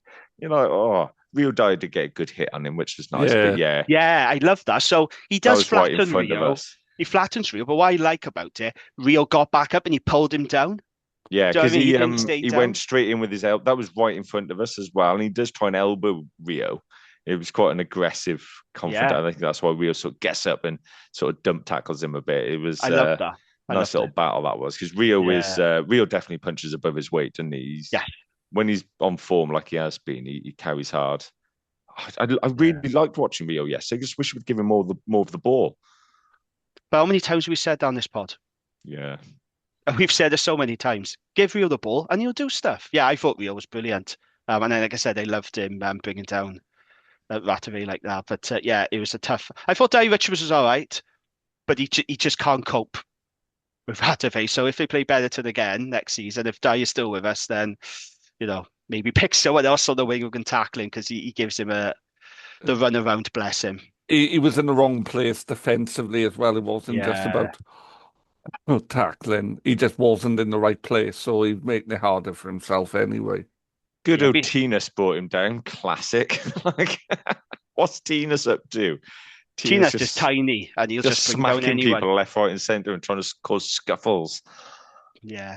A few players put in a good shift, I thought. Seb Davis, you said after the game, he was very impressed with him. I forgot to mention him. Yeah, I thought he had his best game in a Dragon shirt, actually. Yeah. Yellow card aside, Finanisi was very good. Like I said, I think that was harsh, that card, personally. But I love that centre partnership, and now you're in. And then you see Real Dyer, fantastic. We've already mentioned. My Dragons player of the match, because I was asking a lot of people this after the game, like, who do you think was Dragons player of the match? Mine is an Iron Owen. I thought he was outstanding. As well. He was so good. 3 turnovers he won. He was really, really good. He was everywhere at the breakdown, and he was fantastic. He's another player I think is in the form of his life right now, an Iron Owen. Superb. We had a disagreement after the game on Rodri Williams, me and Gareth. So, well, I won't say what Gareth said, but it wasn't that kind. But I thought, and don't get me wrong, I didn't think it was a brilliant performance by any means. I still don't think Rodri is the player he was from a couple of years ago. I thought that was a decent performance, I have to say. Because when he came on, I'm thinking, oh, here we go. Yes, it was still a bit slow, wasn't it? The service of ball. His kick-in was good on the whole. I thought he was all right, Rodri, and I've been very critical of him on this pod because I know he's a good player and he's better than the form he's been showing. But I thought he did all right. What did you think, Gavin? I thought that was his best game this season. Agreed. Because, I don't think he's been great, but he wasn't at fault for anything that went wrong on Saturday, which we can't always say this season. And he made the right decisions most of the time. Yeah, I don't, because I saw like Gareth in the group chat, and I was like, no, I don't think that's the case, mate, this game. It's okay to disagree, yeah. It was all fine. We all have our opinions. But I thought, like I said, I'm not saying Rodri's back to his best by any means, but I thought that was a very decent performance from a player who's really struggling for form. So was he going to say something then, Gareth? Or? Yeah, there was parts of his game I thought were better, but I still think he could have varied it a bit more. And there was a couple of times first half as well, we'd knocked the ball on from his passes where forwards were hitting it at the line. He's throwing it at their fucking shoulder, and they're taking it one or two passes. Yeah, I saw. And you're a bit like, mate, you want it low. You're hitting the line, but I think he did tidy that up a bit as the game went on. I just think the way our younger players are really driving this team at the moment, I would like to see someone like Morgan Lloyd having a go, but I would as well. I guess Rodri has probably got the leadership that we probably need, especially when you looked at our bench. He was the only bit of experience on it, really. So it was an experience, and there was a couple of players that made you think, oh, it did look a bit weak, didn't it? But I thought all the kids did brilliant. That was my next point. Shout out to the youngsters. Mentioned them earlier, but like I said, Evan Minto, I thought was excellent second half. And look, Owain James did okay at scrum time. He did all right. We have to remember, he's only 20 years old, this kid. He's a tight head prop, young as and he's 20. So there are going to be tough moments for him. But I thought he did all right. And I thought Jordan Morris did all right as well. Yeah. I like Jordan Morris. He just looks aggro. He's a big guy as well, Gav. Yeah. He's another big guy.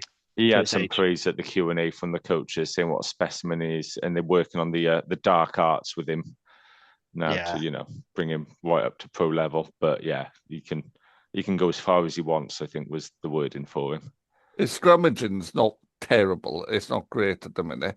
But but they're kids, Gav, aren't they? You get better with age with props. Oh yeah, and technically you can teach him all those skills. You can't teach him to be 6'4" and 18 stone or whatever it is.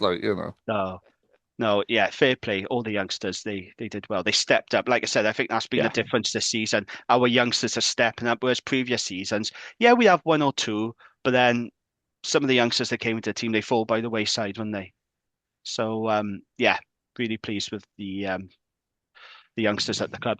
Some stats for you then. So Dragons had 59% possession and 67% territory, 335 meters made, 6 clean breaks, and 26 defenders beaten. Scrum win percentage 100%.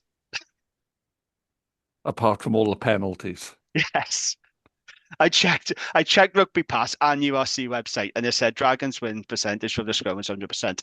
Line out win percentage, what do you think it was? Have a guess. 50. No, it's a bit higher than that. Gareth, what are you saying? Line out Yeah, like percentage? 60. But I think how are they classing it as a one ball? Is it if you just somehow scramble it back? I guess it's So was a line bit out ropey.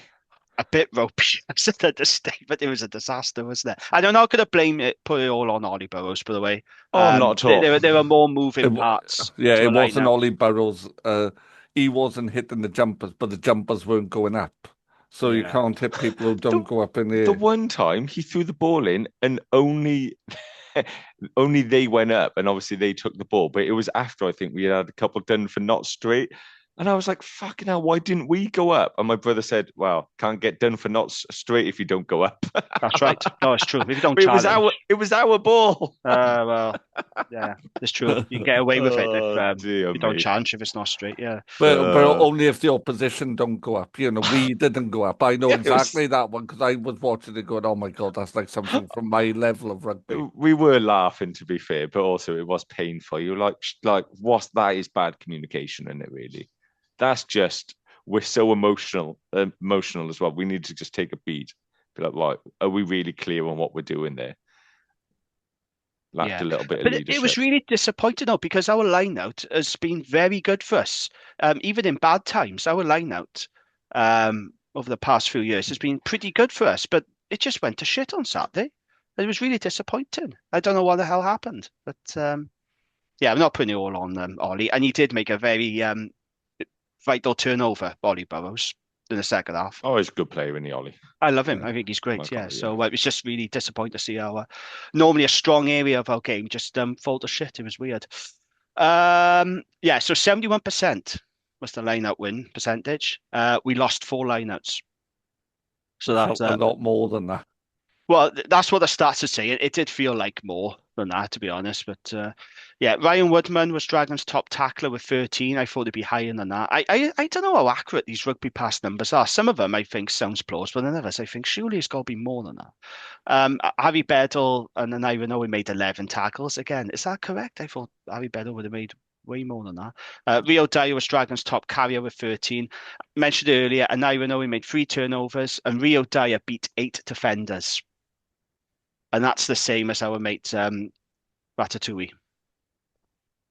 Both of them beat 8 defenders. Rio was excellent, wasn't he? Rio really was having to beat 8 defenders when he's got 15 defenders in front of him. Yeah. Their winger only had to beat 1 defender to then have a 50-meter run to the line. It's because we're not getting Rio the ball in good positions. He's having to do so much with a lot in front of him, sadly. It does frustrate me. Yeah. In case people haven't noticed. Yeah. What else have we got? Oh, just mentioning the crowd again. Like I said, to get over 7,000.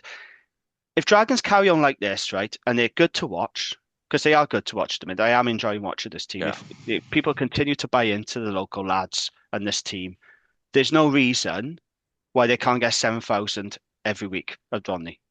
Every home game should be 7,000. That's what we should be aiming for. You know, we're not going to sell it out. I think that's unrealistic right now. But they carry on like this. People can see the Dragons are improving, can't they? You know, and people do. They want to get involved in that. You know, that people want to see a team that's competitive and winning games. So, and we didn't lose. So 5 home wins. Sorry, 5 home games, and we haven't lost. Fortress Ronnie Parade. Fortress. Yeah. So yeah. Bring on the Bulls. Oh goodness me, I don't want to think about the Bulls right now. But yeah, like I said, I came away from that game positive on the whole, thinking we got away with one, and delighted at the fight and grit that we showed. I was more positive about that result than other people, and yeah, you got the same lines of thinking as me, haven't you, Gavin? That Yeah. I said to you after the game, I said, I'll take that. Yeah, I wasn't disappointed when Angus. Yeah, I was disappointed he'd missed the kick, but I wasn't disappointed with the result. I thought Yeah, I'll No. take it because It was a very tight angle that you would like. I didn't expect him to kick it. So when we scored that try, it was like, we've drawn this. I never thought for a second Angus was going to kick it because it was a very difficult conversion. I'm not putting any blame on Angus for that. What I will say though, and it's got to be I called know what you're out. going to say. I'm sorry. Listen, right? I love Angus to bits. I really do. On his day, he's brilliant and he does amazing things, but he is prone to making really bad howlers. When we won that penalty, I thought in front of the post. Now I thought we were going to take the 3 points because the line out was, like I said, was Yeah. awful. He kicks to the corner. No problem with that. I thought, okay, I thought you would have gone for the free. Line out's not functioning, but fine. That missed kick to touch though. I'm sorry. That is fucking inexplicable. It was awful. Really, really bad. As good as Angus was, that was a terrible, terrible error. Yeah. And do you know what it reminded me of? I had flashbacks. So, do you remember when we played Benetton, when Bernard Jackman was coach? And I don't know if you remember this, Gareth, if you was at the game. For some reason, Bernard Jackman played Zane Kirshner at 10. Do you remember him, Zane Kirshner? Yeah, The yeah, South African fullback from Leinster. No, yeah. when Dragons signed him, he was past his best. He was way past his best. He wasn't Yeah, very good for us at that's all. an understatement. Yeah, so Jackman played him at 10 because he didn't like Dorian Jones. So Yeah. he put Zane Kirshner. The exact same thing happened to Zane Kirshner. He missed a kick to touch from exactly the same position as Angus. And it brought me right back to that moment. I thought that was an inexplicably bad howler. As good as Angus was, I thought that was really, really poor. Two things can be true at the same time. I thought he had a brilliant game. Yes, his kicking was great. But moments like that, that's what I really struggle with Angus. Because he does brilliant things, but then he also does things like that. And it just makes me think, oh, my head was in my hands. Because it was such a critical time in the game as well. And I wish now he'd gone for 3 points. I know with the benefit of hindsight, but that was I thought that was quite costly. That was a coach killer. That was the definition of a coach killer right there. It definitely was costly, but the only thing I would say with Angus is I love that he always goes for broke no matter what. Oh yeah. And we sort of, Yeah. I think when you've got a player who's doing those touch finders and they do go for broke a lot and put it right on the 5, you're going to have the odd one. And you've just, even though it was such a killer at that moment, it's going to happen at some point. But from that distance, though, Gareth, it was a tough one, wasn't it? Yeah. Yeah, I thought that was a really big moment. Big moment. Frustrating. Yeah, because we know Angus is really, really good and he does brilliant things. But then, we were like I in said, the it's middle the of the Men howlers. of Gwent song at the time, and then everyone was like, "Oh," we just stopped because everyone was like, "What the fuck happened there?" Yeah, it's a bit gutting. Bit of a momentum killer, wasn't it? I scored a coach killer. I do. I think things like our coach killer. But like I said, I think Angus had a really good game. But I'm not going to lie, I am going to call it out. I thought that was an inexplicably bad error. But we're not perfect. We all make bad errors, don't we? I suppose. But yeah, I think that's just Angus, though, isn't it? He does brilliant things, but then there's the odd howler, and I guess you have to accept that. Right. Do any of you have any more you want to say about the game before we move on? No, all No? good. Yeah. Happy days. Okay, so just a reminder, if you do enjoy the pod, please leave us a nice review. 5 stars on Apple or Spotify will get you a shout out. And if you're watching this on YouTube, please like this video because that really does help us. And have a look at the pop-up shop down below. So you click on the link and you've got some merch for sale, t-shirts, hoodies and mugs. Apparently someone have bought some merch. I don't know how many other people, just one person I think, I don't know, but they have bought merch. So excellent. Yeah, if you like to get your hands on some Dragon Slayer merch, just click the link in the YouTube video. Yeah, good stuff. Right, time for Gwent Rugby Roundup. Before we go into this, Gav, did you see that statement from Ebervale accusing Newport of a lack of respect and sportsmanship because they changed the venue at short notice? What did you think of that? Yeah, it's not becoming a club at that level. That's the kind of shit that happens at my level. Like, I'm a league secretary. I have to deal with that kind of thing a lot lower down the ladder. I'm an Ebervale boy, but come on, boys.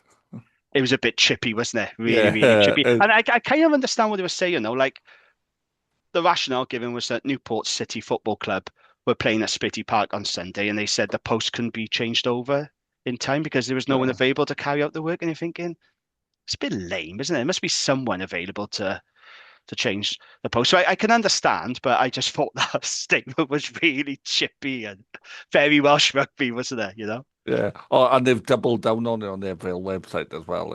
Yeah. Yeah. Oh Yeah, yeah. Yeah. particularly with the result as well.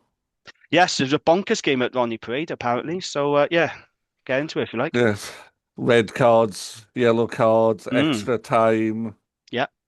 Yeah. It sounded quite the game. So I'm just have to get that score because I didn't have that one because the game hadn't finished when I was writing my notes earlier on. So the Um, final score was 48 to yes. 34 to Newport, with a number of tries scored in the extra time. Red cards, I think there were 4 yellow cards shown in total as well. I'd love to have gone to that. That sounded like a absolutely bonkers game. Yeah. Classic And, Gwent derby. and then in the other SRC Cup tie being played, Llandovery beat Pontypool 26-24. Premiership, mixed day for our clubs in the Premiership. Cross Keys losing at home 14 to 36 to Pontypridd. Bargoed winning away 15, they won 21-15 away to Neath. And Newbridge drew 26 all with Ystrad. The Championship, Bridgend Athletic 49, Ablairi Balaina Gwent 12. Penaltha 14, Bedwas 35, and Talawine 24, Mountain Ash 15. Division 1, Abergavenny 7, Newport High School All Boys 40, Blackwood 26, Nelson 19, Blaina 31, Dowless 15, and tight game at Monmouth 15, Brimrow 19. Division 2, Abercorn 41, Pontypool United 17, Caldicot 12, Rumney 34, Cumbran 17, Ask 37. Pill Harriers versus Croeso was postponed. St Genef 15, Newport Saracens 28. Division 3, Chepstow 31, Cardiff 14, Gwynedd 60, Risca 5. Oh God, that'd have been a horrible journey back. Long way up there, isn't it? Yeah. Machen 13, Fleur de Lis 25, New Panteg 24, Kylian 34, and RTB Ebervale 13, Nantiglow 24. Division 4, Abertwsog 19, Crickhowell 36, Bedwelldy 14, Whitehead 34, Llanilleth 15, Derry 17, Pontefraith 12, Crumlin 19, and Tredegar Ironsides 20, Oakdale 54. Lots of points there. Mm. Division 5, Bargoed Athletic versus Fordside was postponed, as was Trinant versus Betos. Havard Ynys 29, Abersuchan 15, Hollybush 8, Blackwood Stars 17. Division 6, Brynithel 20, Hirwaun 6, New Tredegar 64, Magor 7, Penaltha Athletic 43, Old Hilarion 12, and St Julian's 15, Girlin 0. Dragons Athletic League, the Chepstow Druids 17, the Gaundy 5 Gorillas 21, Gwynedd Athletic 31, Annisty Rats 17, and Nelson Nomads 24, Blackwood Griffins 13. Women's rugby, Gwalia Lightning lost 7 points to 52 at home to the Wolfhounds. In the women's Premiership, Annisty versus Buryport was postponed, and in the East Wales League, Abercynon 71, Ebervale 0. And on the subject of NSD? Annisty, yes, Yes. we've got a message from Annisty, and we like to share things from our grassroots clubs. So Yep. on April the 25th, Annisty RFC proudly hosts the Geraint Gladwin Cup, a celebration of a true Gwent Valley's rugbyman. Geraint's journey started in many rugby with Risca before playing for Cwm Carn and Esloin schools. He followed his father Ray George Gladwin into NSD youth and made his first underage appearance for the club at just 15. You'd get chucked out of the WRU now, but that is what used to happen. From that moment on, no matter where he played, if anyone asked what his club was, the answer was always the same. NSD, said with pride, even if most people couldn't spell or pronounce it. He represented... Yeah, I'd eyes them from Evervale, and people are like, where's that? Oh, it's fine. I just I think heard, I heard people pronounce it as Ennis Doo-Doo. it's still It's NSD, but because it's double DU, they go as Doo-Doo. Well, I'm sure I've told you this story before. A friend of mine, Kevin, his grandfather, entirely Welsh speaking, so double L in Welsh, of course, is a different sound. And he'd be watching the football, he'd say, Bark, where's Hach and Mick Wach? So we'll go back to what we were talking about Yes. there. He represented South Mon in the district side that won the Districts Cup, played for Gwent Youth and earned a Welsh Youth trial. His senior career saw him spend 9 seasons at Ablairi RFC, famously part of the green and white side that beat Swansea RFC on the final day of the season to secure Premiership survival. He played 6 seasons at Newbridge, 3 at Cross Keys, spell at Abercarn before returning home to NSD, where he's continued to coach his beloved Red and Blacks ever since. The club has always been family to Geraint, and this cup is about celebrating loyalty, community, and grassroots rugby at its best. The day will also feature NSD's first ever veterans match against travelling Essex side Rochford 100 RFC, and very good club. Rochford went unbeaten for 4 seasons, going up the English system, making a fantastic occasion on and off the pitch. So join us on April the 25th at NSD RFC for the Geraint Gladwin Cup and be part of a special day honouring one of our own. See the NSD RFC page for tickets. Yeah.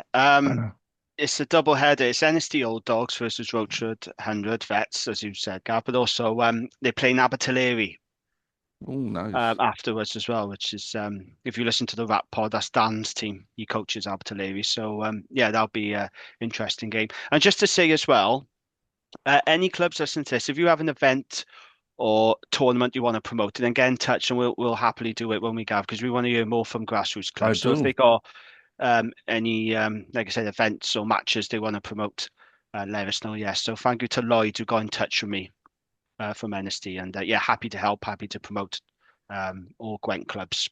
That's something we want to do more of. Absolutely. We should try get someone from a grassroots club on the show, because we've only had Nutridiga. yes, Nutridiga. My mind went completely blank then. Yes, Nutridiga we've had on. Grav, wasn't it? We had on from Nutridiga. Yes. So yeah, lovely stuff. Okay. Moving on. And so Dragons aren't back in action now until Sunday, the 22nd of March. And they're going to go to South Africa to face the Stormers. And then they got a 6-day turnaround to face the Lions in Johannesburg. And then they fly to Paris to face Stade Francais in the Challenge Cup. That's a tricky schedule, isn't it? It really is. In the next 5 fixtures, there's only one game at home, and that's the Bulls on Friday, 17th of April. So the scheduling isn't great. Lots of games on the road. But yeah, we haven't got a game now for a couple of weeks. No more injuries, Dragons, please. Okay, get the physios working overtime. I don't want to see any more injuries. Because every time we have a break, we come back with more injuries than when we were playing. It's very weird. I don't know what goes on at Buster. That is a tough schedule, though, isn't it? It is. And obviously it's bad news because we won't have Levi. He's going to be banned for, I'd say, 3 or 4 games. So we're going to miss him. And yeah. He'll be banned for 3 or 4 games. Well, it'll go to disciplinary, won't it? Oh, I didn't. It's a even crock think roll. of that. Yeah, he's got to go for a disciplinary meeting in the URC then, in front of a panel. Oh, So, completely forgot about that. Well, I think it could even be more than that, but I reckon it'll be about 3 or 4 weeks. They might give him a week off for good behaviour. But they are clamping down really hard on this world. They really are. These crock rolls, and rightly so, because it is really dangerous, mind, you know? Even though Levi wasn't fully committed, I completely understand because once you land on a lower limb, you're in trouble, Gavin. You Oh with yeah, things like that. absolutely. Yeah. You've got to be, kind of any form of croc roll where those kind of body positions are being twisted up. They will penalise you for, for a long time. Yeah, so we got a few players on the injured list. Let's hope some of them come back for South Africa because that's, like I said, 6-day turnaround out there. It's going to be very tough, very, very tough. And the Lions are going well this season as well. They had a very good win against the Stormers on the weekend. So yeah, tough, tough schedule. And we got ages now, Gav, to the next home game. Yeah, it's a bit of a shame, isn't it? You go over there.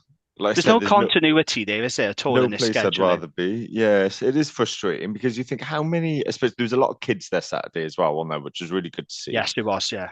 And how many of them would have, especially like the ending, like the drama, the noise, would have loved that and been like, right, when's the next one? Ages. Like if it was 2 weeks, you start to build habits. And that it's not the Dragons' fault. It's just a frustration, isn't it? No, I know a lot of people complain at the Dragons about schedule. I've seen people complaining about the Dragons when, the Super Rugby Cymru fixtures are on the same day. They're like, why is Newport playing the same day as Dragons? Like, it's like, well, that's not the Dragons' fault. They don't No. have any control over fixtures. They have zero control. So, yeah, it's hard, isn't it, to build a habit when the games, you play one game, 3 weeks off, you're back, you play another game, and then I don't know, but it really did shaft us, didn't it, having those home games in the first block like that cluster of home games. Yeah. But It's not ideal, is it? But no, we got to wait a few more weeks now before we get back on Rodney Parade. It's a shame. it is a proper tough block, isn't it? I'd look. I think Mm. we've never taken a losing bonus point away from South Africa, and I think We've once. never won in South Africa, have we? No, we've definitely never won that, No. and only once have we scored 4 tries, 2002 against the Stormers with JJ Hanrahan at 10. So I think we need to be targeting coming away with from 2 games at least 2 points. Really, give ourselves something to come back with, because I am interested in the league table this year. Yeah. So yeah, definitely a tough block, but that's the league we're in. We need I always feel a tough team as well. No, I agree. I always feel like Lions away is the most winnable, but they're playing really well this season. I mean, Dragons away form is pants, as we all know. I mean, they couldn't even beat the Southern Kings when they was in the Pro 12 away from home. They were terrible, weren't they? But Dragons couldn't beat them in South Didn't we Africa. play the Lions 2 years ago and they had a man sent off and was straight away? I thought, oh, we're in here, and they just trounced us, didn't they? Yeah, they scored that length of the field try from their own 22, didn't they? That's when Dragons were absolutely hopeless. But yeah, we've never been good traveling on the road. So that's the mentality they need to fix as well. The coaches, they're talking about mentality and culture. Yeah. They've really got to sort out this away form, because I think it's up to 4 years now, isn't it? April 2022. Yeah. We last won a URC game. That's embarrassing. That is genuinely embarrassing. That should shame everybody at the club that they haven't won the away game for that amount of time. So that needs to be fixed. Right, moving on then. I'm not going to spend too long on it because I am conscious of time, but I do want to briefly mention Wales. Six Nations. Are we enjoying the Six Nations this year? No. You're not enjoying. I think it's been a good tournament. Gareth? I'm enjoying all the games apart from Wales. Yeah. I'm the same. I'm loving watching France, loving watching England losing, despite me saying England would win a Grand Slam at the start of it. I tipped England to win the Six Nations. How wrong we were. I think it's really odd how bad they've been. They've been really woeful, haven't they, England? I had a lovely time last Saturday. So I'd played in the cup final, and then we were watching the England game in the host club. And there's me, the skipper of the Vets team was Irish guy, and then everyone else is supporting England, and the two of us were just laughing like drains. Yeah, I didn't expect them to be this poor thing. Like I said, same as you, Gavin. I had them down to win. I don't know if I predicted a Grand Slam, but I certainly had them down. Don't forget, mine, they won like 11, 12 games on the bounce before. 11 on the spin, yeah. Yeah, 11 on the spin going into the Six Nations. So it looks like France is going to win it, though, don't it? Let's be honest. I love watching this France team. It's just silly. They BRBRA, are he's so pretty good, isn't special, aren't he? they? Yeah, DuPont. It's just absolutely superb. Jamine, Oh, he's Ramos, good, all he of them. is. Yeah, really, really good. Oh, At I Sogby, the thought you were wing, I saying the like him. Dragons Yeah. shopping list then, Gav. I thought you had some inside news. That was Yeah, I'd love to see. To Chamonix. Yeah. Come and live in Newport. It's like the French Riviera of Gwent. Well, we've spoken about Anton DuPont. That was discussed, wasn't it? By the board, as Reece Blumberg said. Why can't we sign DuPont? I can think of a million reasons why, Reece, but never mind. Um, Literally a million reasons. yes. Oh, that's the dream. That's the dream. So Wales results then for me, as expected. Although we should have beaten Scotland, that's the one that got away. I thought we were really good against Scotland. Wainwright has been outstanding. Yeah. He oh, is Wales's Wainwright. best player by a country mile. He's Oh having a yeah, fantastic easily. tournament. Um, Shout out to Ben Carter. Someone I've spoken a lot about on this pod. Yeah. It's time for me to wax lyrical about him now again. So Ben made his first Six Nations start against Scotland, and I'm not just saying because I'm biased. He was excellent, wasn't he? Oh, he was. Yeah. He was absolutely excellent. Further Phenomenal. proof that he's incredibly underrated. And I think what annoyed me, and I've spoken on the group chat about this, there was this narrative that when Beard was dropped, rightly so, because he was poor in the autumn and he was poor in the Six Nations, and I like Adam Beard, but he was dropped, and this narrative that the lineup would go to shit when he's not there, with Ben Carter coming in. Well, I think that was proven to be a load of bollocks, wasn't it? That's a false narrative. Yeah. Didn't happen. And as much as I like Adam Beard, I don't think we missed him one bit against 100% Scotland. lineup, wasn't it? Ben 100% lineup. Carter was phenomenal. I mean, the commentator Yes. genuinely didn't know his name, didn't know he was playing, wouldn't mention him, but he was absolutely brilliant. The work rate, the dominant hits as well. 22 tackles. He was so physical. I just thought, he's bulked up a bit the last 2 years. He's really coming of age. Just absolute pleasure to watch him and Wayno. I mean, Wayno, I'll honestly wear a layer off the old boy watching him. He's so good. He's just one of the best players. He should have been a Lion. Wayno would not have been out of place on the Lions tour. He's phenomenal. Wales' best player. Yeah, 100%. Gavin? Yeah, I think in kind of Carter had a great game. I was really impressed with him. But I'm always really impressed with him because it's just work rate. There's nothing phenomenal about it. He just gets around the field, does a lot, doesn't he? And I saw it was Robbie on the Squids podcast video saying, "Oh, David Jenkins was like an Alan Wynne-Jones performance." Well, I thought Carter actually played better personally, but maybe there's a bit of bias creeping in there. Both were excellent. I thought Carter was outstanding. And I was just so pleased for him because when it was announced that Beard was, dropped and Carter come in, the usual plastic trolls on social media who haven't got a clue. They don't watch rugby week in, week out like we do. They watch Wales 5-6 times a year, think they know everything about Welsh rugby, saying Carter's rubbish, should be nowhere near the squad. And I just think, well, you clearly don't know what you're on about. And he was absolutely outstanding. And he's not a flashy player, right? Ben Carter, you're not going to get many YouTube compilation videos of Ben Carter because he does all the unseen work, the dirty work. And I thought he was absolutely outstanding. And that partnership now of Dav Jenkins and Ben Carter, that should be going forward for the rest of the tournament. Now, I want them modern starting. day second row partnership, that isn't it? Big work rate, big men getting around the park. Yeah. And I hope now people will actually respect Ben Carter. He'll get some respect now. Because that's what's really annoying me is that he's not getting any plaudits or respect for his performances. And he has been outstanding this season. I keep saying it because he's been really good. And that's why Dav Jenkins gets so much more praise as well, though, because there's no regions bias. People don't hate him because he plays for one of the other clubs. That's right. He's outside of the bowl, isn't he? So it's okay for everyone to give him plaudits. With Ben, no one wants to give out. Wayno's literally had to carry Wales for people to go, yeah, he's pretty good. Like, it now. Yeah, but I was really impressed. And like I said, I like Adam Beard. I've had arguments with people on social media and in group chats about Adam Beard. I know he's a Marmite player, but I do think he's a very good player. But as you know, I'll always call it out. If you're not performing, go say it. He's not performed for Wales. He didn't perform in the autumn. and he didn't perform in the Six Nations, it's absolutely right that he was dropped. And, do I think he should get his place back? Not really, if I'm honest. So Ben deserves we to know keep his spot, he does. 100%. He does. And we know what Beard can do. And also, as well, Carter's maul defense is actually better than people give it credit for as well. He's not Yeah. just an excellent line-out operator. And that's another thing that annoys me. People saying, "Oh, the line-out could go to pot without Beard."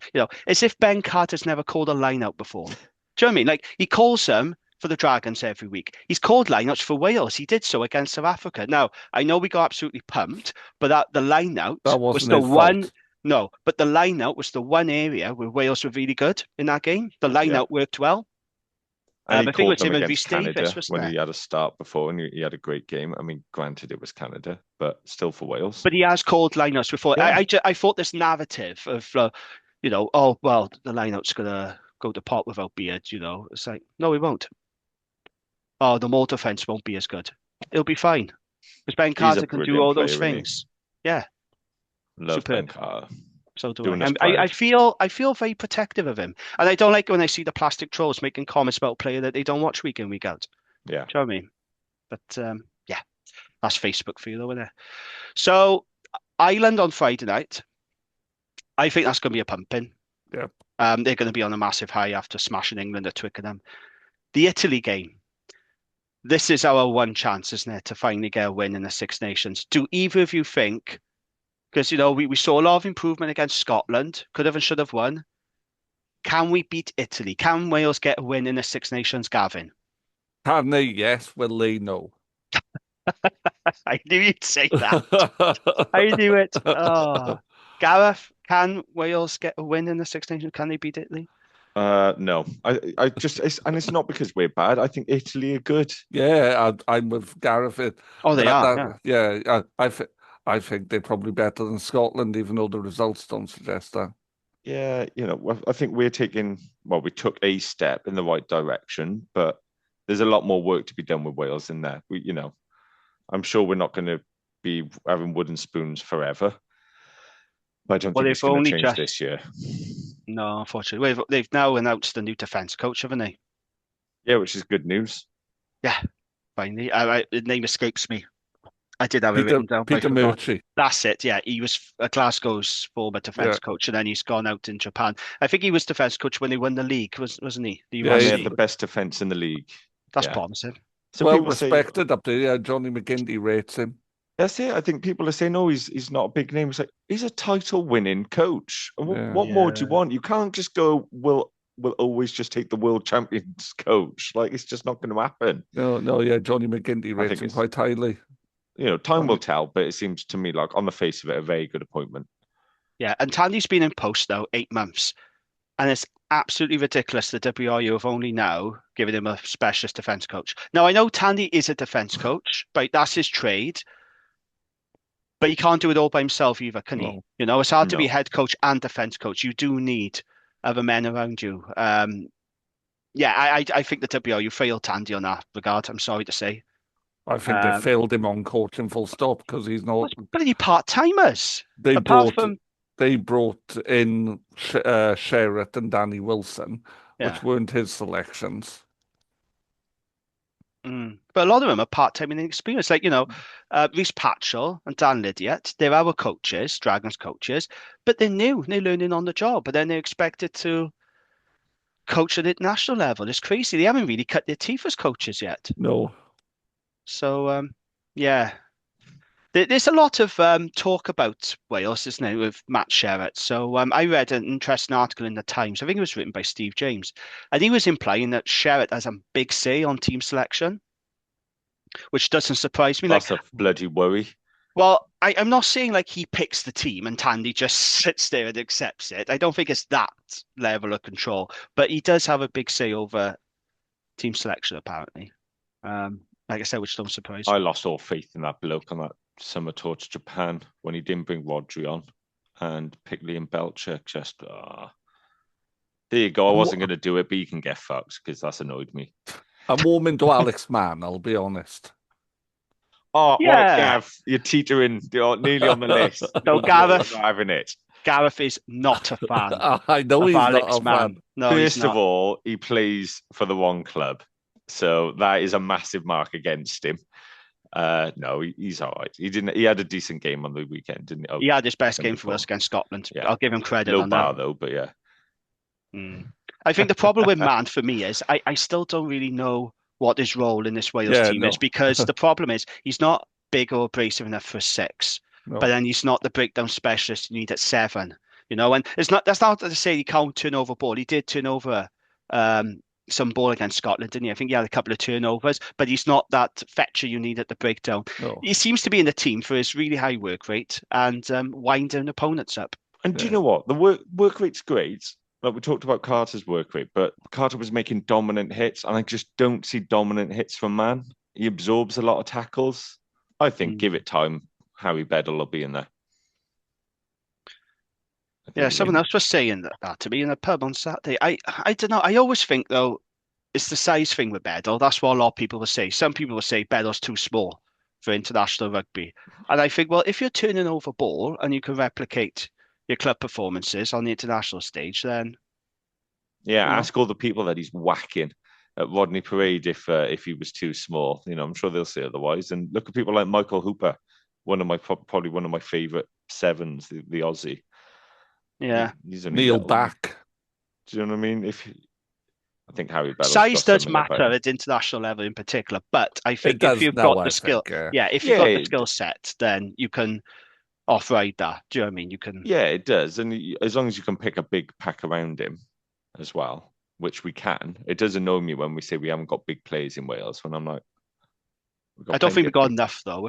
I don't think we've got enough. We are smaller than other nations. We haven't got aggressive, dominating big people. We've got plenty of big players. I think it's the attitude half the time. Commentary team yesterday on Premier Sports saying about Levi Douglas being Welsh qualified and he would bring something else to the Welsh setup. Hey, I said to Tandy. I know. Tandy was sat next to me. I can't remember what game it was. And they said to Steve Tandy, they said, you come on the field. Was it Ospreys? No, that was a pretend, wasn't it? It's an Nestle game. Yeah. Lance Bradley was sat behind me when we played Ospreys in Rodney Parade. We played him at Rodney Parade. He was sat right behind me, Lance Bradley. But I said to Steve, he's Welsh qualified, mind, Steve. And he looked at me and he went, thank you. And that was it. That's all I got out of him. No, he was good to chat to, actually, Steve Tandy. So he won't help himself getting sent off like that, doing croc rolls. So Levi, if he is he could have been watching Tandy at home. He's thinking, take a look at Levi doing well, and then there's a croc roll. I shouldn't laugh because it's not funny. They're very leave our Levi with us. I'm happy days in being a Dragons boy, to be fair. Don't worry about Wales. It's funny, isn't it? People say, they criticise Dragons because they don't supply enough players to us. I mean, I say that we are supplying players, they're just not getting picked. That's the way I always Shea Hope should have been in, I think. Yeah, exactly. Like Woodman's there now, should have been there. Shea Hope should have been there. But we get criticised for it, but then you get supporters online saying, no, I don't want them called up. I want them to stay because they get injured playing for Wales. I'm like, well, they get injured playing for the Dragons. Yeah, no, I do want them called up. I'm only sort of joking. That's the pinnacle. Partially joking. Yeah, partially, yeah. Oh, dear. Right, so, so we don't think Wales are going to win? No. Okay, Six Nations. No. Do you? I think they are. I always said their best opportunities for a win would be Scotland or Italy. And we came very close against Scotland. Very, very close. That Darcy Graham try was an absolute killer. And that was a coach killer as well, because we just scored from that penalty. And I know a lot of people were blaming Hamer Webb for it, but, James Botham turned his back. It was a collective fault. A lot of players just didn't expect it. So it's unfair to put it all on Hamer Webb, who, by the way, I thought wasn't very good against Scotland. I don't know what he did. No, he's pretty anonymous, Rio Dyer would have done more. Oh, God, yeah. And he would have got back in time as well. How's Rio not in the Welsh squad? See, we have got players who are good. Rio should have been in. Yeah, we've had this conversation. Yeah, this is because we've had it. Sorry. No, Steve Tandy watched a couple of Leicester Tigers games on TV, a couple of Champions Cup games, and Hamer Webb did well in those, didn't he? He hasn't been a regular starter for Leicester, but I thought he was largely anonymous. What's happened to Tom Rogers, by the way? He feels like the forgotten man, doesn't he? Yeah. He had a hat trick against New Zealand. And it's like, we don't see him now for Wales. What's all that about? And he's been one of the better backs of during the recent, I like Tom Rogers a lot. I think he's a good player. I'm not sure if Reece Zammit is working out at 15 though. Oh I'm God, not no. sure. What do you think, Gavin? You don't see it Oh either, do you? God, no. He's a 15. Like I'm a 15, mate. It's Well, you and Zamet have got a lot of similarities, Yeah, Gav. yeah, we can, yeah. well, rather disturbingly, last week I wound up at outside centre at the end of the game. Jesus. You have played every position, Gavin, you on the field. Is that right? You have. I have, yeah. Brilliant. Fair play. But are you a second row then, what is your actual position? Well, I was a winger when I was a kid. And, Sorry, I don't know why I'm laughing. Sorry, I don't. And then when I go back into playing rugby as an adult in my late 20s, early 30s, I played second row, back row. Fair play. You're like the Austin Healey of grassroots rugby. So, you don't speak as much shit as Austin Healey. Well, I'd say I'm equally hated by some, but Oh dear. Right then, let's wrap this up. It's been another long pod, but it's a bumper pod. But you won't hear off us now for another couple of weeks. So yeah, lots covered. Thank you very much, gents. It's been a pleasure as always. Thank you to our friends at the Riverside Sports Bar for their continued support of the pod. We'll be back in a couple of weeks now, near the end of March. Yeah, we'll talk about Dragons. Hopefully no injuries. I don't want to be starting off with injury news. Yeah, we'll talk about the South African games. And yeah, make sure you're subscribed to us on your podcast provider so you don't miss an episode. Thank you for listening. I will speak to you again very soon. Up the Dragons.